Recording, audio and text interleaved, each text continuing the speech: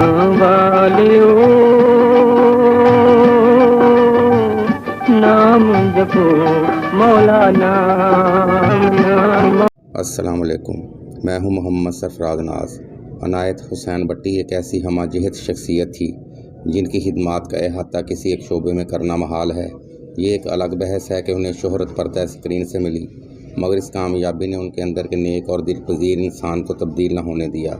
गुलकारी से अदाकारी तक, अदाकारी से कंपेयरिंग तक, कंपेयरिंग से सहाफ़ा तक वो जिधर भी गए अपनी अमानत, दयानत, फरासत के अनमिटे नकूश छोड़ते गए। मैं आज के प्रोग्राम में उनकी फ़नी खिदमात से ज़्यादा वो वाक़यात आपको सुनाऊँ और बताऊँगा जिनसे आपको इल्म होगा कि अदाकारी और गुलकारी से हटकर वो कितने शानदार इंसान थे। आगे बढ़ने से पहले मेरी अहबाब से गुजारिश है कि मेरे चैनल को लाइक और सब्सक्राइब करते हुए बेल आइकान का बटन ज़रूर प्रेस करें ताकि आप हक़ाइक़ से आगाह होते रहें। जो वाक़यात मैं आपके गोश गुजार करूँगा उनके रावी अनायत हुसैन भट्टी के बड़े साहबजादे नदीम अब्बास हैं, जिन्होंने अपने छोटे भाई वसीम अब्बास के बरअक्स पर्दे पर आने की बजाय पस मंज़र में रहकर अपने वालिद और चचा कफ़ायत हुसैन अलमारूफ कैफ़ी का अदारा भट्टी पिक्चर्स कामयाबी से चलाया और फिल्में भी प्रोड्यूस की। उन्होंने एक फ़िल्म इश्क रोग में भी काम किया था, मगर वो फ़िल्म कामयाब ना हो सकी, जिसके बाद उन्होंने पसे पर्दा रहने का फ़ैसला किया। उन्होंने कुछ बातें कराची के अजीम सहाफ़ी अनवर फ़रहाद मरहूम से शेयर की थी, जो मैं तफसील से आपको बता रहा हूँ। वजह इसकी ये है कि शो बिज़नेस से वाबस्ता अफराद की बशरी कोताहियाँ तो बहुत हाईलाइट होती हैं और अच्छाइयों को कसरतन नज़रअंदाज कर दिया जाता है। मज़हर शाह पंजाबी फ़िल्मों के ऐसे विलन यानी बुरे आदमी गुजरे हैं कि जिनकी इतनी मशहूरी थी कि ज़ुल्फ़िकार अली भुट्टो ने कौमी असम्बली में अपोजिशन को मुखातब करते हुए कहा था कि मज़हर शाह की तरह बढ़ के ना मारो। मगर अमली ज़िंदगी में इसी मज़हर शाह ने वालदैन की वरासत में से सिर्फ वालदा मरहुमा का जूतियों का जोड़ा लेना ही पसंद किया था और उनकी वसीयत के मुताबिक मौत के बाद उनके सर के नीचे यही जूता रख कर उन्हें दफन किया गया था। और भी कई मिसालें हैं, मगर बात हम अनायत हुसैन भट्टी कर रहे हैं, जिनकी ज़िंदगी वालदैन के एहतराम का रोशन मज़हर थी। वो अपने वालदैन का अज़हद एहतराम करते थे और दौरान सफ़र हमेशा बरकत की गरज से अपनी वालदा माजिदा की जूतियों का जोड़ा अपने पास रखते थे, जबकि वालदैन के कमरे में नंगे पाँव जाते और इसी एहतियात के बावजूद वहाँ कभी कदम न डालते जिस जगह वालदैन के कदम लगे होते थे। उनकी वालदा माजिदा जब इंतकाल कर गईं तो गुलाब देवी अस्पताल में जहाँ वो ज़ेर इलाज रही थीं, वहाँ एक कमरा सदका जारिया के तौर पर बना दिया और ताहयात अतिया भी करते रहे। उनके एक दोस्त मियाँ मोहम्मद बख्श, जो कि मुंशी के नाम से मशहूर और लक्की ईरानी सर्वस के मालिक मियाँ फरजांद अली के बड़े भाई थे, ने एक दफ़ा भट्टी साहब से इस ख्वाहिश का इजहार किया कि वो सवाब की नीयत से मस्जिद तामीर करना चाहते हैं, जिस पर भट्टी साहब ने उन्हें मशवरा दिया कि इस इलाके में मसाजिद की कमी नहीं, मगर गरीबों के लिए कोई हस्पताल नहीं है और ये भी सवाब का काम है और खिदमत खलक करने वालों का अल्लाह के यहाँ बड़ा दर्जा है।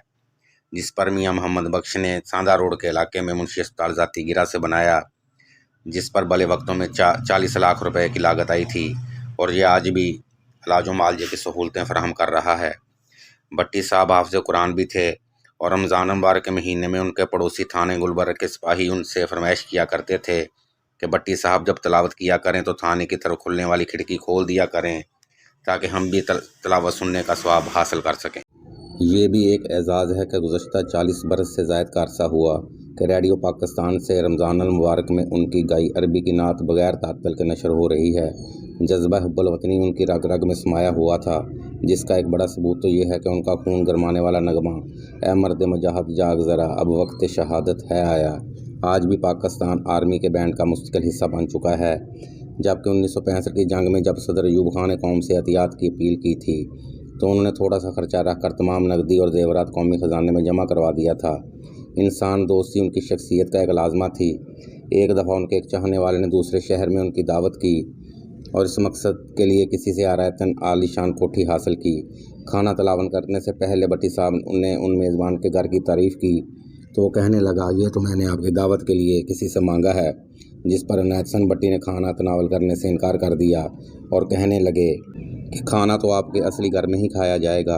चनाचे दावत असली घर में हुई तो भट्टी साहब ने कहा, खाने का मज़ा अब आया है, बात खाने की नहीं खुलूस की होती है। दौलत पर इंसानी जज्बात को तरजीह देना उनकी सिरिश्त में था। उनके बेटे नदीम अब्बास ने ज़ाती फ़िल्म जट माजिदा शुरू की थी, जिसमें इकबाल हसन मरहूम अहम किरदार अदा कर रहे थे कि फ़िल्म की तकमील के दौरान ही वो रोड एक्सीडेंट में चल बसे।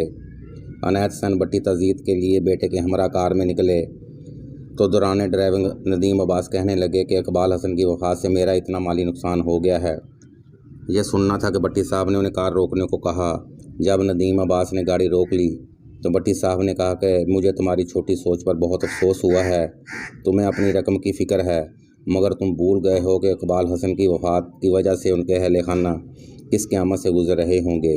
یہ سن کر ندیم عباس نے شرمندگی سے سر جھکا لیا۔ چلتے چلتے ندیم عباس کا ایک واقعہ یاد آ گیا کہ جب ان کی فلم عشق روگ بن رہی تھی تو دوران شوٹنگ ان سے فرمائش کی گئی کہ اخبار کے لیے ایک پوز بنوا لیں۔ اس پر انہوں نے الٹا سوال کر دیا کہ پہلے آپ یہ بتائیں میں کون ہوں۔ طالب فیصل آبادی صاحب نے کہا کہ آپ عنایت حسین بٹی کے بڑے فرزند ندیم عباس ہیں۔ یہ سن کر وہ مسکرا دی اور کہنے لگے کہ گزشتہ دنوں چند لڑکوں نے میرے ساتھ تصاویر بنوائی تھیں، اور جاتے جاتے کہنے لگے بہت بہت شکریہ جناب وسیم عباس صاحب۔ حقیقت بھی یہ ہے کہ عنایت حسین بٹی کے ان دو بیٹوں کو اکٹھا دیکھیں تو پہلی نظر میں شناخت ذرا مشکل ہو جاتی تھی۔